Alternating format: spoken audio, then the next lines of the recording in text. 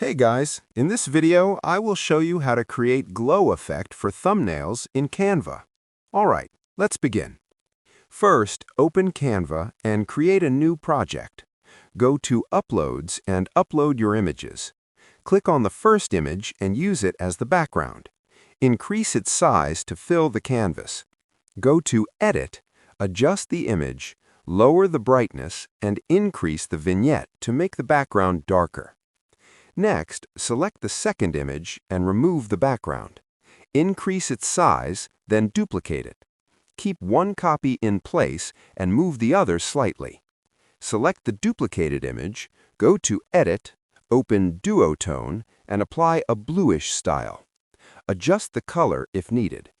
Then go to Effects, choose Blur, select Whole Image, and increase the intensity to around 60.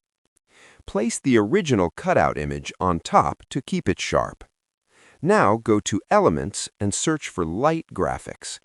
Choose a light element, change its color to blue, and increase the size. Open Layers and place the light graphic behind the subject images. After that, download the design as a PNG. Add a new page, upload the saved image, adjust the size, go to Edit, open Filters, and apply a filter you like. Copy the final result.